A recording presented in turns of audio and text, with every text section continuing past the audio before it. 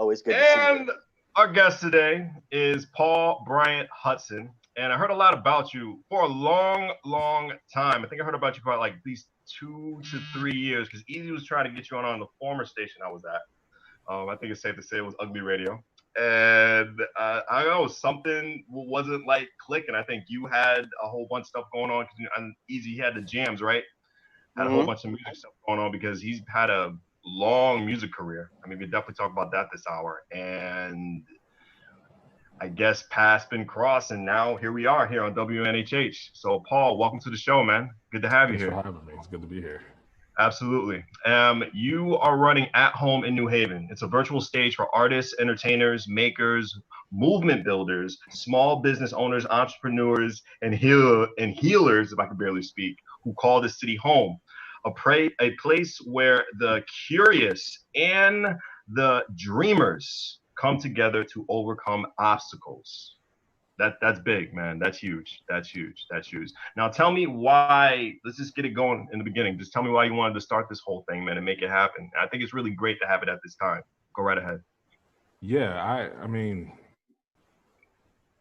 At Home in New Haven, we always call it, we say it's like it was a natural response. So it's a covert response project. And we were, Anthony Allen, who's one of the other founders and volunteer organizers, hit me one day, and I guess he had this idea of creating a virtual space that emulated a lot of the community interactions and community spaces that we experience, and I wanted to try to recreate and try to reimagine what that would look like in a virtual space. So this is probably early April. We were just having a phone conversation one day, and it sort of took off from there. We were racing against time naturally, trying to make up for a lot of the loss that folks were experiencing, especially in social distancing and isolation, and also just not having access to traditional community spaces, music venues, forums. So that was kind of the inception of it. From there, we before we got too deep into the creation of it, we did some real critical thought and analysis around the economic impact of a thing like this, right? And what it could mean for New Haven's gig and creative economies, and how we can also be like super responsive to some of the inequities and shortcomings of the relief efforts that were happening, and how we could be of assistance in that way. So we didn't have a whole lot of time we didn't have any time at all to preempt COVID, but we did our best to sort of get the thing moving, right, as well as possible. You did good adjusting to it, which is really good. And you said April, so that's a good small amount of time. It's about like at least like a month and some change just to get everything going together. So that's really impressive. It was a 4-week window for sure. Yeah. It definitely was. Now tell me some of the previous acts and different other people you connected with this thing. Like what were the former talent that you had for At Home in New Haven? Talk to me. So my instinct was to just draw on my network, right, of artists and performers specifically, but a lot of the energy, and especially the financial energy, came from a lot of the support from local nonprofits, and awesome. And also some donors. I don't want to start naming folks. I don't want to forget anybody. But but it was a real community effort, man. And it's the kind of conversation that's sort of grounded in urgency. You know what I mean? So we were hitting folks like, look, we want to get this thing off the ground. We don't necessarily have the capacity to do it ourselves, but I think we can all agree, right, that we need to make this thing happen. And folks really stepped up in major ways, man. And we were able to do a lot of cool stuff. As far as the kinds of artists who and presenters who were on board, we had again, I hate to miss folks, but a few of my favorites. What was Patrick Dalton, who's a singer-songwriter. Y'all know Pat? Yeah, no, Pat's amazing. Pat's fire. He was one of the folks we had on. We had Josh, who was the baker at Atticus, coming. He did a bread making workshop, which was really cool. Nice. So the way that worked, they had like a pre-recorded like tutorial, right? That we shared with folks who registered for this workshop or session. And then he did a follow-up with like a live like assessment, right? And a troubleshoot almost. Like, all right, what went wrong, or what could we have done better? And folks are literally showing their loaves of bread to this like master baker, which was dope. You know what I'm saying? And then we had some community conversations that went over real well. Plenty of performances. Sawa killed it. Y'all know Sawa? Yeah, they're like a singer, songwriter, poet. Who else performed? Denise. The improv group. Oh yeah, the improv group. And it's a whole array of things, man. And we really tried to dream big about what this could be and like what kinds of things could fit into this mold. And we're still dreaming and still building. So. And that's really great. And I love the fact how you want to expand and you want to go outside the box when it comes to this thing. And like you said, the bread workshop is different ways for the community, especially here in New Haven, to get together and form some type of normalcy, or well, back then pre-COVID, which is really great. And we need that today. We really do need that. And it's a great platform that you guys really have. And I'm really appreciative that you guys are doing that right now. But let's talk about you a little bit real quick. Easy. I didn't mean to cut you off. You're about to say something. Yeah, I was actually going to say, and what I think is absolutely incredible, and especially with the bread aspect, this is someone who doesn't necessarily go out in the community and be like, hey, I'm a master baker, come meet me. Right. You have that opportunity to actually talk to them. Like, not on like, hey, Gordon Ramsay is on my Zoom and I'm going to have this critique, but on the level of, this is a person that has mastered a craft in the community that I live in, that I call my home, that I get to connect with and learn from and grow and be a better person. And in these times where everything is so digital, the fact that you actually were able to jump into something and make it so interpersonal is gorgeous. And I just wanted to give you credit for that. Absolutely. Thanks, man. Absolutely, man. Rah. I'm a cheerleader. It's what I do, you know. And I love this man, so go ahead. Oh, by the way, it was Paul's birthday this week too, so happy birthday, Paul. Happy belated, brother. Oh, thanks. Happy belated, man. Appreciate that. Definitely happy belated, man. It's look, really look, good. Look a little different this year, you know. It's kind of Facts. Let's talk about you a little bit. We're definitely gonna talk about more into the program, but what happened? Like, what made the music bud bite you? Like, what made you want to turn this into a career and just, spread the whole joy to everybody? Go right ahead, man. I grew up in music. Okay. My great grandmother was a pianist and a musician, and she was brilliant. And I grew up next to the piano and just kind of under her mentorship and influence and guidance. And I never really, not that I've never thought about it as a career. Like I never really operated with that at the core of like why I do it even. Right. It's a really big piece of my identity, and I do it because I need to a lot of times. You know what I'm saying? It's your therapy. Yeah, yes, it's therapy, but it's also like instinct, and it's natural for me. I really appreciate like just the power of music, both while creating it and while consuming and experiencing it, and throughout like different phases in life, it's been like the one constant for me, and like the one thing that's kind of kept me grounded and like together, you know. Now you said the church. You were singing at the church? No, I didn't do much singing. I didn't do a whole lot of singing in church. I sang in some choirs. My great grandmother played in church. She played at Christian Tabernacle for 50 years. Okay. And I spent a lot of time in church, but I wasn't super active musically in church as a kid. It was kind of an interesting thing. I think a lot of folks didn't. A lot of folks I grew up in church with didn't know I was a musician or a singer until much later in life. But I was in church, like experiencing all that music and like and kind of like taking it all in for sure, you know. And as soon as they figured out your hidden talent, they got a little bit disappointed at you, huh? I mean, possibly, but I love them all the same. which is hysterical too, because the first time I actually saw you perform solo was in a church. That was incredible. So that was like my first church performance at a long at UCB, right? Yep. Yeah. Yep. And church performance. How big was that gap? Because you said you didn't perform at the church. I hadn't sang in church. I wish I could say.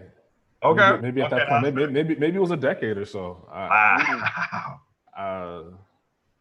Yeah, something. It was a while. Whatever the span of time was, it was significant enough for me to feel it when I stepped into the place.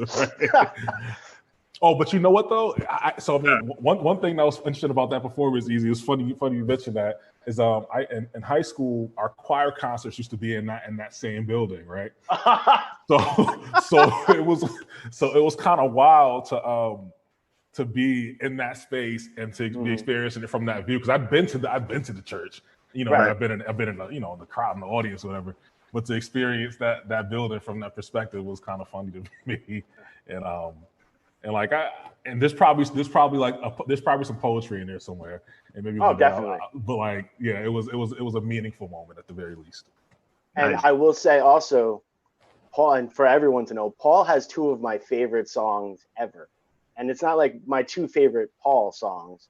They're two of my favorite songs. He does this incredible piece, John Henry, and I'm going to let him talk about that a little bit. And then he has another song that I will only call Zero. Zero? Yeah. Zero. I'm gonna call it Zero because I don't remember the title, but I remember the hooks, and I cannot say them on TV. He had a moment.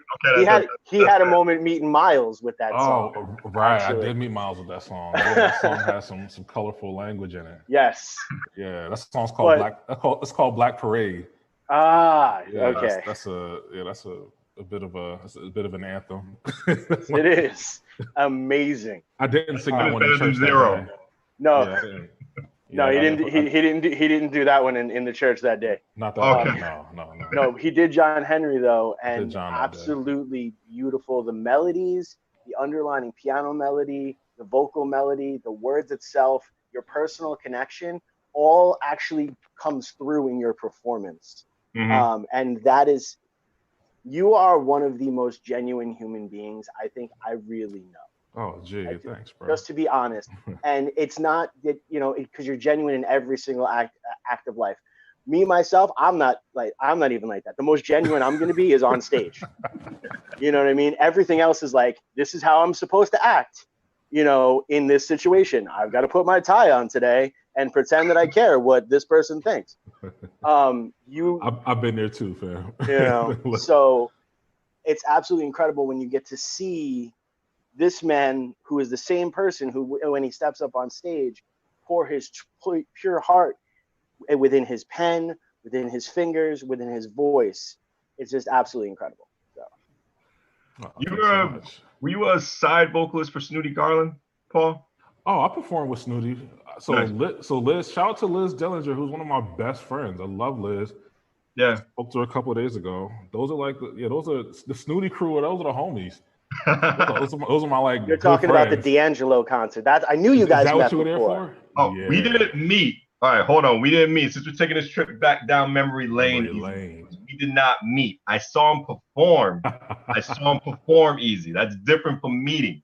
But okay. I do remember seeing the voice. That D'Angelo concert, I think it was a memorial, a tribute to D'Angelo. Yeah. And I think they all killed it. Everybody killed it. Like, it was Question: where was it? Was it the one in New Haven or the one in Bridgeport? This was the one in New Haven. I think it was Pacific Blue Style Tavern. Pacific Standard Tavern. PST. Tavern. Shout out to Adam Northway and Chuck and the crew. In a long time, so I know. So yeah, man. But it was really good. It was really good. Really good. That was a great lot of words I want to say, but just so much. I got the whole memory in my head right now. I think everybody had something with a solo performance. You know, the drummer had a solo, the guitarist people had a solo, the bassist had a solo, the keyboard guy had a solo. Like everybody was committed with that thing. Everybody played their position to a T when it came to that show. Word. So it was really good live performance.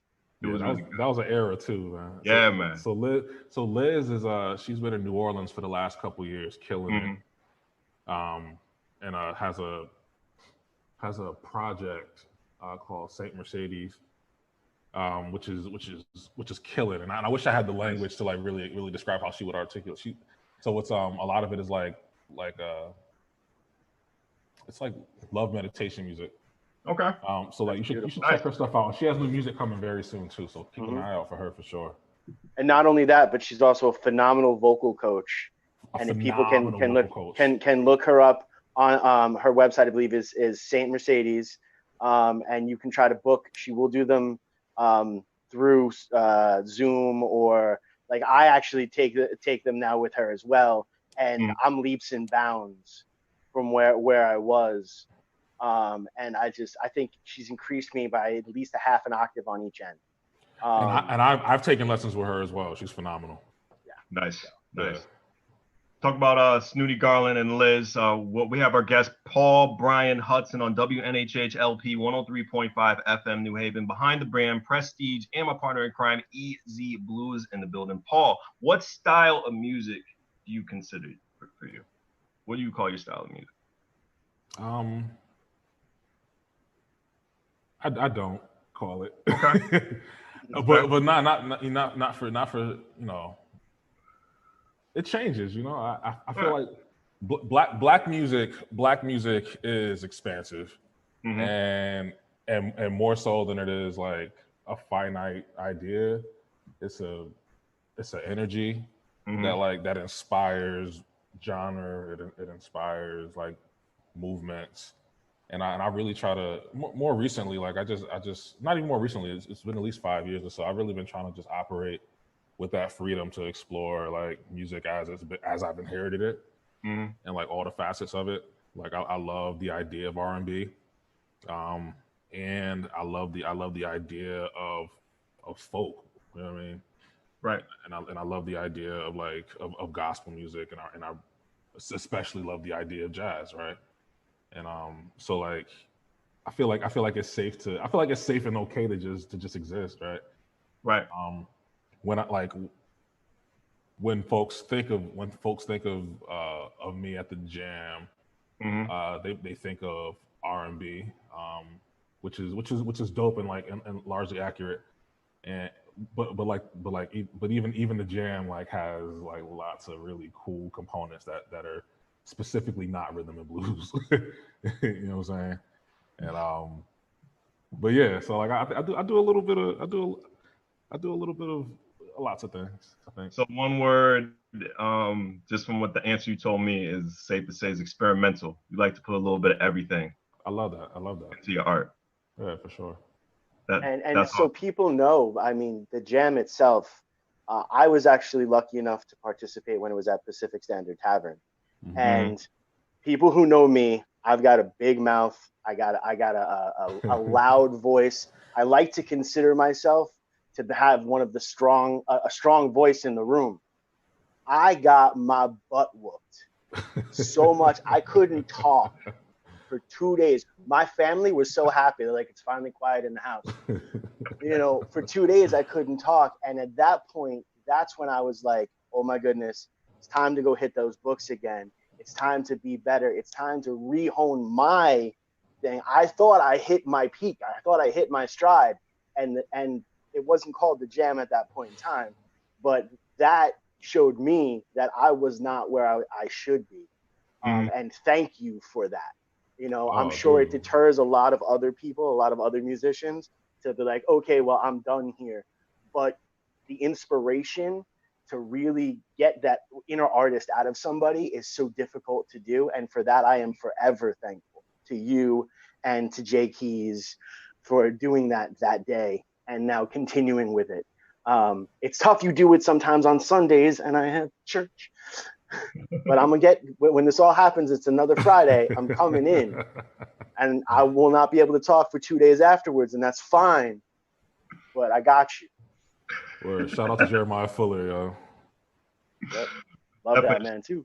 And shout out to your program at home in New Haven. Now, for the person who is willing to volunteer and put their time, effort into the website and into the platform, tell somebody how they can do that.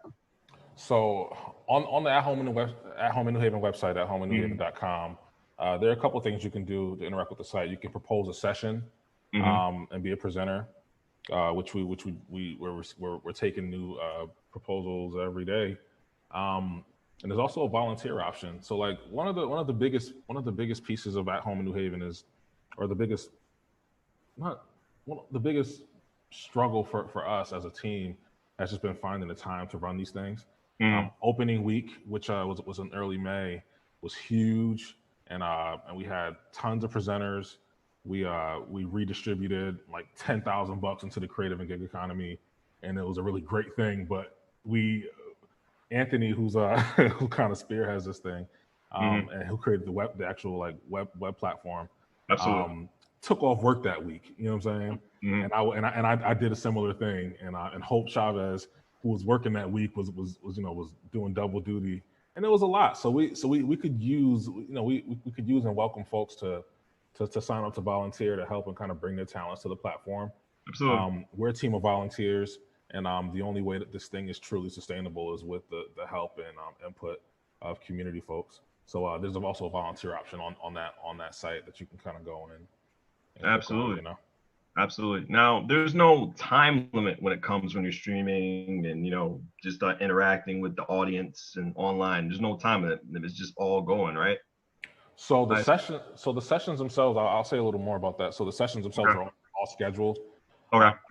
Most of them fell within an hour or so. Okay, cool. Like the expectation, we use a kind of a souped up Zoom account to make the experience happen itself. So there are like some scheduling expectations around that, but we're extremely flexible. If you have a thing that only makes sense for 3.5 hours, then tell us that, and we'll make it happen. And on the other end, if you have a project or an idea that only makes sense for 20 minutes, we're more than happy to accommodate that as well. Okay, so you just gotta let people know beforehand. For sure. Oh, awesome. That's good. Now, I see your upcoming event for At Home in New Haven is a co-creation update. That's going to be on Sunday, June 7th, a couple days from now at 4 p.m. Tell people more about that. Yeah. So after opening week, we learned something new every day. We learned tons of new things. And the idea for the next phase of At Home in New Haven was to bring artists who participated, presenters who participated, and community members in to kind of co-create the platform and determine like what the future of it is and how it's shaped, how it functions, and where it should sit, and New Haven's cultural makeup and economy. I guess we've been truthful and upfront about the fact that between the three of us, we don't know it all. You know what I mean? And we want to make sure that the platform is a reflection of what the city needs and wants. Absolutely. So we've had 2 co-creation sessions. Easy was part of our most recent one. The first one included past presenters, and we just kind of like passed the mic around, man, and let folks weigh in. We had some like critical questions and also got a lot of really cool feedback. And from that, we're kind of crafting the strategy to move forward, and we'll be sharing that on the 7th. So you can go to athomeinnewhaven.com and register for that session and kind of hear a little bit more about what's next. All right, you said Easy was part of your first experience? Yeah, man. Of course. Easy. How come I just learned this for the first time, man? You hiding secrets. How do you think I got him on the show? I asked him on the Zoom thing to be on the show this week. Look, man, I don't profess all my moves. I say all my moves because it isn't about me. It's about the community, you know. Yeah, and I will say, chess player. Thank you, Easy. Well, being part of that was amazing, and they did this one thing that challenged me to my very core, and they actually like had question storming instead of answer storming, which again, me being broken in my programming, you put a question forth there. I'm going to figure out a way to answer that question. And they brought a change in your thought process. They put a question out there and asked you what other questions inspire from that question. And it really pushed me to think outside of my own broken logic. And, we're in a time frame where a lot, uncomfortable conversations and truthful and pure honesty is so important. And the fact that there are these avenues that allow you to change your habit of thinking is a gorgeous thing. And again, something that I am grateful for. Wasn't grateful at the moment because it stunk. Wasn't happy, kind of put a sad face on my face. But then when the thing started to really happen, there was this beautiful honesty there. And it was gorgeous. So, okay. Yeah.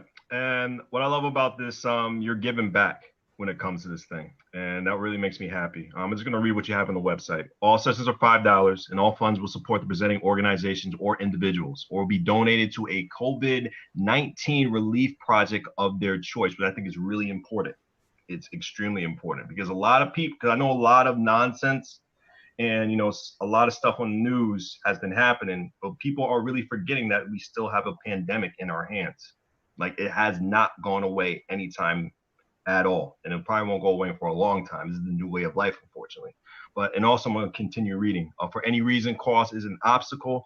Upon that coupon code HOME to register for any session free of charge, which I think is really great. And it really, one, it gives money back to that artist or presenter that you have on your platform. And two, it benefits to a great cause because too many good people, I should say, that are leaving just because of this whole pandemic thing. And I'm really happy that you're giving back, Paul. I'm really happy about that. So thank you. And the other thing that I really want to highlight there is the part that was kind of brushed over. It said, if the money is an issue for you, I'm giving you the coupon code. You don't have to send me an email. It doesn't have to be a personal thing, so you don't have to worry about your ego. We're still going to provide you with this for free because it's important, because your community is important, because the arts are important. And that I just want to make sure that's highlighted there is they weren't asking you to sign up for any type of email list. They weren't asking you to say yay or nay to any type of policy. They're saying, hey, just in case, here's already the coupon code. Please enjoy the session. And that's gorgeous. Yeah, and that's the other piece of this is like, that's also like a response to COVID and like the economic impact of it is like there are people who need to enjoy these experiences and who need to be able to experience music and art and participate in facilitated sessions and conversations with folks who can't afford to simply because our economy is what it is and money is fleeting in that way. So we thought it was important to make sure it's accessible and actually accessible to everyone, Absolutely. Because you need to get away. You need that mental escape because everybody is home too much. You need to go outside and you need the interaction with people. You can't be alone. You need something, just get over whatever you're going through in your personal life. And I think this is a really great escape. Like you said before, you had the guy just making bread and everything, just teaching people how to make bread, and people just do it from the inside of their homes. It's a really unique and fun way to do. And it's really good that people have that interaction. So that's a great thing about this online technology that we have here too. And like I said, a lot of musicians right now, independent musicians, local musicians around the community, they have to change their whole new way of life. We said it before in each and every broadcast that we had here from Behind the Brand on WNHHLP 103.5 FM New Haven, that a lot of routines and stuff have changed in between, people with the music game. Like this really separates the leaders from the followers when it comes to this. I mean, and you, Paul, are definitely a leader when it comes to this thing. You knew something was going to happen when this pandemic hit and you took a change and you really went up when it came to this thing, man. So just tell me, besides at home in New Haven, how much has your routine changed coming? Oh, dude. Change with COVID or just with? In general. Yeah, I spend a lot more time at home. I got babies, got a 4-year-old and a 2-year-old. And it's been different, what I will say though is Mhm. somehow I've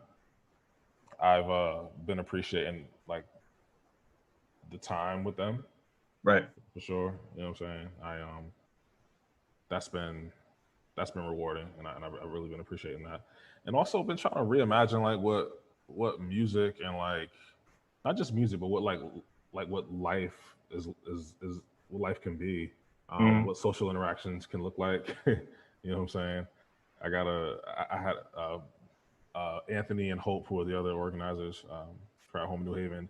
Right. We had like a social distance like kickback the other day, and we were in Hope's backyard, like like not quite shouting across the yard, but almost right. But it just felt good to be around people. You know what I mean? I've been writing a lot more Right. since I've been performing a lot less, which has been nice. I've been able to record some stuff, and that's it's been cool. You've been recording Yeah, I have been. I've been recording. releases. Yeah, I gotta. I'm actually gonna release John for the first time on the 19th of June. So Yes. be on the lookout for that. I'm really proud and excited about that release. And I got some other stuff that I've been like writing and recording, and I'll probably just like passively and casually release that as well. So we can expect that late summer, probably fall, sometime soon. See, John is Juneteenth for sure. So June 19th, that song will gotcha. be available on all your major streaming platforms. And but there's other music that I've been recording and I've been like working on that I'll just be releasing consistently throughout the summer. Mm. Besides Snooty Garland, have you been in other groups that you contributed in, or you just maintain your solo career? Yo, I wouldn't even call. So you know what's funny? I do very little by myself. Really? You know what I Okay. mean? And when I guess performing wise. So Mhm. like I've worked with my band for the last 10 years, 8, 9, 10 Mhm. years. And these are my best friends. These are my homies. We grew up together. We grew up listening to the same things. So I mean these and like so whenever I think about like the idea of like a solo career, even the literal coming together of a lot of my music comes like through the contributions of these folks, man. Nice. And but like so like the jam at the State House is like the most recent performance project that I've been working on, and that's a collaboration. Jeremiah Fuller and I kind of put that on, and basically it's an all-star band. Something like 10 pieces, depending on who's around and what time you show up. 2 drummers, 2 keyboardists, Pete Greco, Corey Claiborne, Tommy Carter, Travis Hall, Albert Sheffield. You know what I'm saying? And we get some superstars who come through there, Nice. like Finn. Finn is always there killing it. And so like this is like I thrive in community, yo. And Mhm. like I said, I don't do a whole lot. I don't do a whole lot by myself because I don't really see that doesn't really excite me. Like I really enjoy the community aspect of creating. Mm. So your creative process, especially when it comes to the studio, is probably insane. Yo, it's a little crazy, yo. Yeah. I gotta say, and Trey Moore is another person, another really close friend of mine who I work really closely with, and me, Jeremiah, and Trey, like, and distancing is looked a little different, but we're constantly sending stuff to each other to kind of collaborate on and to touch on a little bit and to give feedback on. And my setup looks a little different. I wish y'all could see it. I'm actually sitting at the space now. It looks a little different than it would if we weren't in COVID. I run on a space called the Kitchen, which is like a co-creating and co-working space, POC center. But since no one's here, I kind of just like set up my gear like at one of the workstations, and like so I've been like coming here to work. You know what I'm saying? And it's different, man. But I've been enjoying that piece of it for sure. Definitely. You really get to know about yourself throughout this time, especially these uncertain times. You really get to know, especially your strengths with this whole thing. But let's go back little deeper into memory lane, Paul. Who were your influences, just besides just the people around? Like, who really made you want to do this? My great grandmother, Sila Alexandra Artist Branch. She was she's number one for sure, and she was brilliant. She was brilliant, and she still everything she's done is just it resonates now. I come across a lot of her I come across her music and her writing periodically, and it just kind of like and relive that. As far as like folks I've listened to, I'm a hip hop head, yo, and I really appreciate and like feed off of that culture in a real way. So like I grew up I dusted off, not dusted off, but like I brought back the score. 96, the Fugees, right? And my favorite albums. Yeah, literally my top 10 of all time, right? Absolutely. And as I listen to it, like I hear myself in it. I'm like, oh, like this is what I grew up listening to. You know what I'm saying? My stepdad came home one day with the CD and was like calling Bryant, like, Bryant, check this out.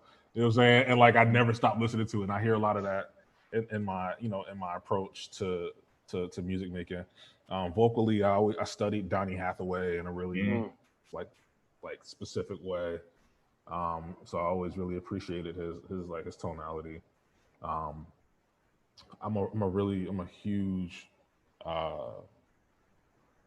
a huge like Roy Hargrove fan.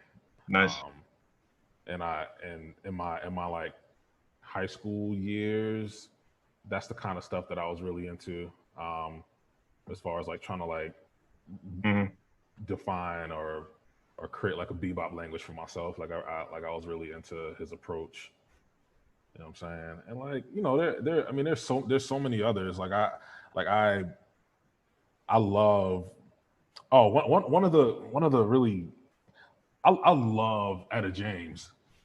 Like and I've always been a little intimidated like by her fluidity. Like, you know what I'm saying? Like there's some things there's some ideas and some things that exist like just beyond me, right? And I feel like a lot of her approach is maybe bigger than I am. And but I've always like kind of revered her in that way.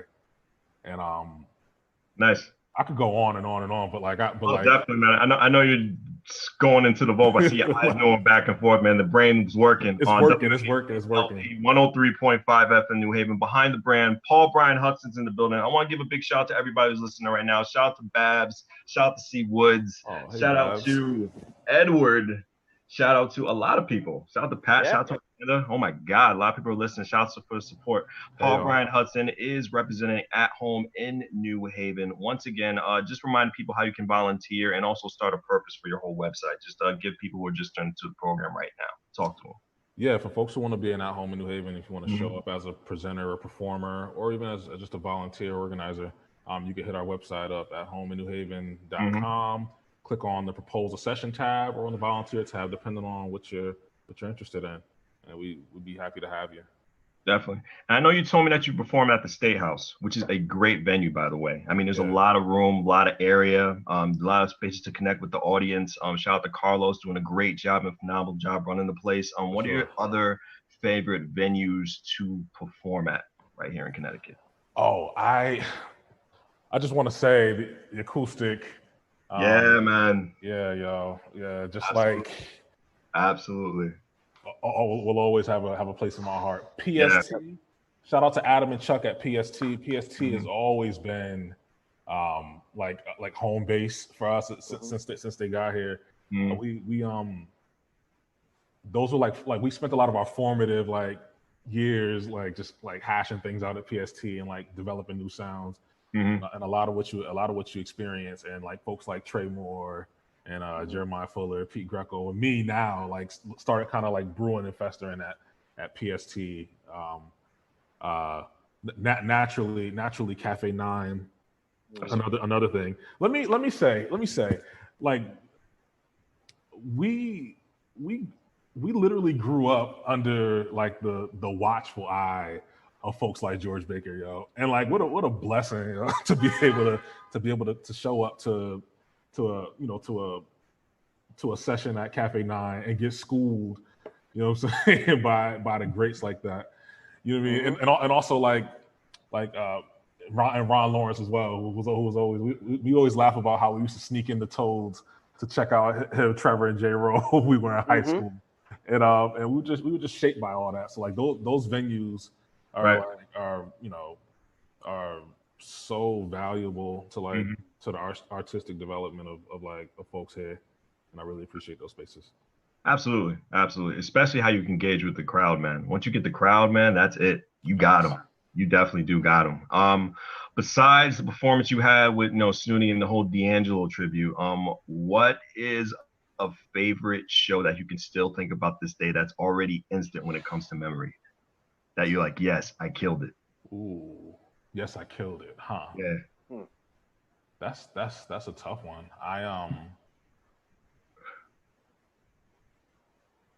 Wow. I feel like I need to play the Jeopardy music. Yeah, you might want to cue that up. I'm saying, Harry, I'm kidding. We've had a lot. The jam is huge. Yeah. And it's hard for me to think back to anything bigger than that, man. We've had really beautiful just like gatherings and like performances at the State House, at the jam at the State House. Absolutely. And to put it in perspective to Prestige, they've had Stout just show up and participate in the jam.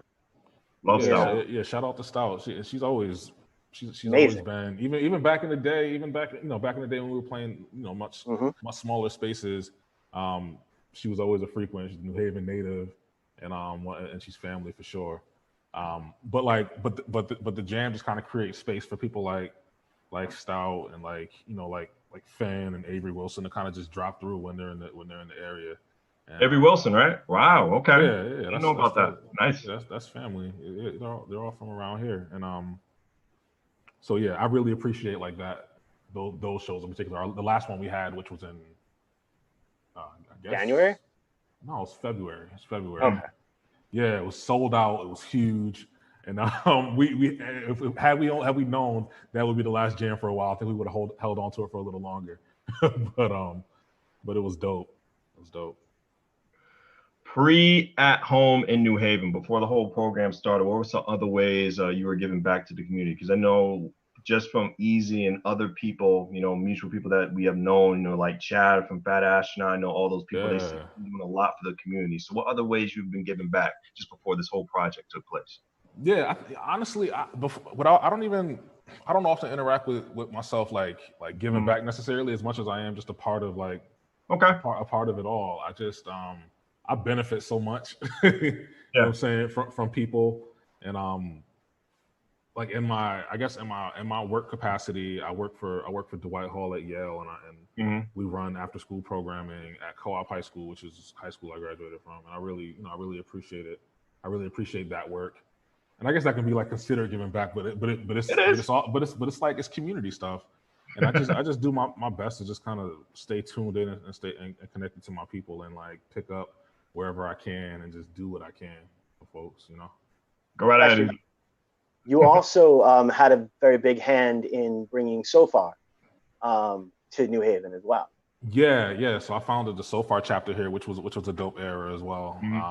We don't host SoFar shows here anymore, but that was a really cool thing, and it was a really cool way to elevate. I think it was a really cool way to elevate artists and leverage like an economic model that worked for artists. I think we've grown from that and like learned from that, and there are better ways to do it. But especially for that time, it was really formative years around exploring like what healthy creative economies can look like and be like. Now you said SoFar, right? That was the name of the shows. SoFar, yeah, that's a global community of like artists and concert goers. Yeah, I just wanted to break it down for someone who just was unfamiliar with the whole. And other cities are still operating. They still run SoFar shows. I think it's always important to consider like what works best for your city. And I felt like there were other ways to do it, but so far when we were active here, it was great, and it was a really cool time.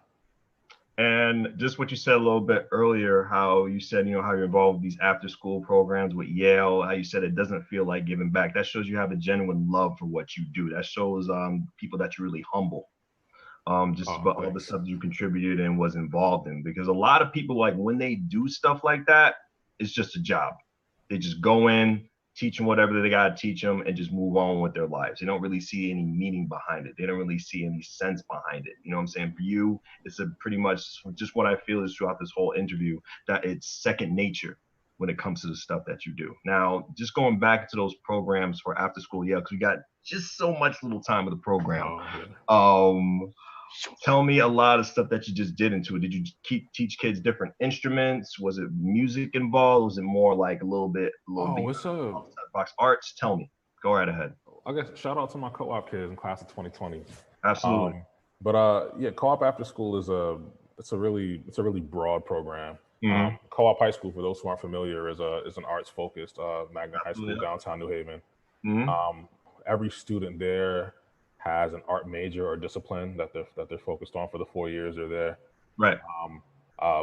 And they may not say this, but what I'll say is that what that model does is it like creates and breeds like brilliance. So a lot of the kids who come out of that school are just brilliant artists and musicians and thinkers, and extremely talented. But co-op after school is an extension of that program, and the idea is to sort of give students space to explore art and creativity, right? And activism, and even things that aren't necessarily core to academics. A chance to explore, cool things like that. We have a video game club that does really well, and the kids really. Hey, I'm not knocking video games. Right, facts. Neither am I. Salute you with that, man. I really do. But yeah, that's a really cool program, and it's so necessary. And I miss my kids, miss them. And again, shout out to class of 2020. Absolutely, y'all made it. Super proud of y'all. Yeah, man. Shout out to every class that's graduating right now virtually. Absolutely. My little brother's graduating high school. He's definitely a little excited about that, but I know it's a little different because of how COVID's changing things with everything. These people are acknowledging the fact that they are moving on in life to a better space. For sure. But Paul, I want to thank you just for being part of this program. Like I said, thanks so much for having me. It's really good to have you here on Behind the Brand on WNHH LP 103.5 FM New Haven with myself, Prestige, and my partner in crime, Long Island raised, Elm City made, Easy Bluez is in the building. And just before we go off, just tell people about At Home in New Haven. If there's any social media with the program, go ahead, man. This last couple seconds is yours. Go right ahead. Wait, one second. Also, make sure you tell them anywhere they can get your music right now. Okay, cool. Go ahead, man. It's all you. So, athomeinnewhaven.com. If you want to propose a session and host a session, you can join us there. If you want to volunteer to work with us, we'd be happy to have you. Yeah. You can find us on Instagram and Facebook at Home in New Haven. You can find me on Facebook, Paul Bryant Hudson. Instagram, it's Proudly Paul, Prolly, Proudly Paul. Nice. And that's probably the best way to find my music as well. I'll be on all major streaming platforms on June 19th for the release of John. So $5, people. $5 to join onto this thing. It's a large cup of coffee. You can do it. You can definitely do it, man. $5. Get on it, man. Definitely. $5 to support. Support definitely local. Absolutely. WNHH LP 103.5 FM New Haven, Behind the Brand. Myself, Prestige, Easy Bluez, Paul Bryant Hudson. Thank you. Thank you for being a part of the program. Appreciate it.